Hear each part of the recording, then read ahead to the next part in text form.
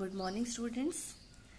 In this video, we are going to do a chapter 19 chapter sentence simple, compound and complex. So let's start with the simple sentence. Simple sentence. The sentence that has only one finite verb in it, that is called a simple sentence. This is important when we have one finite verb in the sentence. Now you should know what do you mean by a finite verb. Finite verb is a verb that changes its form according to number or person of the subject. It can change its form as well as it can change its tense also. On the other hand, non-finite verb does not change its form according to number or person of the subject. Okay. Now take the example. I like swimming. She likes swimming. They like swimming. He liked swimming.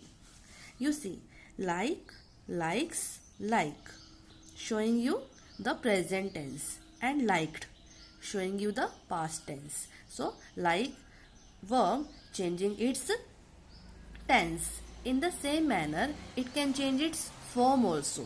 Likes. She is singular subject and likes is also the singular verb, because in the verb when we add s or es, then it becomes singular. So she is singular and likes is also singular. But they is plural, and here like is also the plural verb. Okay. So here it is changing its form also. I is the exception, we can say. Okay. So like is the verb here in all the four sentences, changing its form and changing its tense also. Okay. So like verb is working here as the finite verb. In the whole sentence, like, we have only one finite verb. So this is a simple sentence, simple sentence, simple sentence and simple sentence. Take this example. I celebrate my birthday regularly, or we can say I celebrated my birthday regularly. Regularly means every year. He celebrates his birthday regularly. In the whole sentence, we have only one finite verb. Celebrate is a verb and it can change its form also and it can change its tense also. Celebrate, present, celebrated, past tense. In the same way, if in place of he, we write here they, then celebrate will not come. What will celebrates will not come. What will come? Celebrate. It means it can change its form also from singular to plural, plural to singular. So in the whole sentence we have only one verb and changing its form and can change its tense. So this is the finite verb. One finite verb we have in the whole sentence. That's why this is your simple sentence. Take the another examples. The boy wearing a blue shirt is my brother. The boys wearing blue shirts are my cousins. Now see, here boy is coming, that's why we are writing here is singular. Here boy is coming, that's why we are writing here are, that is your plural verb. So is and are, they are changing their form from singular to plural according to boy or boys. है ना, according to singular or plural, according to number or person. So is and are the finite verbs. Now wearing, wear, wore, worn. Wearing is also the verb, but it is not changing its form. So wearing is non-finite, is and are, they are the finite verb. Now in this sentence we have only one finite verb. In the same manner, in this sentence, we have only one finite verb. Okay, so these are the simple sentences. Take the another example. He ran fast to catch the train. They ran fast to catch the train. Two verbs we have, ran and catch. Now, he ran fast or they ran fast. in place of ran you can write here runs or you can write here run, है ना, run, runs and run. So according to he runs and according to they run, or in the past ran, or in the future we can write he will run, है ना. So run, ran, run or will run, they are changing their form, they are changing their tense. Okay, so these are the finite verb, but to catch, okay, it doesn't agree with the number and person of the subject. It is same, it is not changing. So to catch is your non-finite verb. Now in the whole sentence we have only one finite verb, that's why this is your simple sentence. They ran fast to catch the train.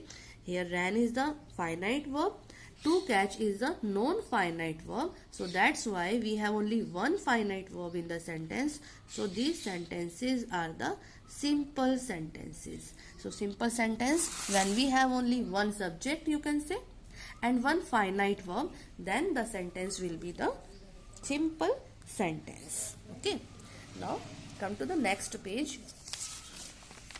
Here, to understand complex and compound sentence, we have to learn these two portions, subordinate conjunctions and coordinate conjunctions. We have to learn these conjunctions, which conjunction is coming in which category. This is important. Okay, so subordinate conjunctions we have categorized that subordinate conjunctions are of time, cause or reason, purpose, result, condition, place, manner or contrast. Okay, so we have to read this. Okay, in the subordinate conjunctions we are getting before, after, as soon as, so long as, still, until, as, since, because, that, so that, in order that, less, that, so that. So we have to learn. Up to here you will learn. In the coordinate conjunctions we get not only but also, both and, as well as, not less than, either or, neither nor, otherwise, else, or, whereas, while, only, still, yet, but, nevertheless, therefore, so, comma, for, not only for, comma, for, and, etc. Okay, here also etc. So learn these conjunctions first of all. When you learn, then it will be very easy to understand complex and compound sentence. Now take the compound sentence. In the compound sentence we get the coordinate conjunction.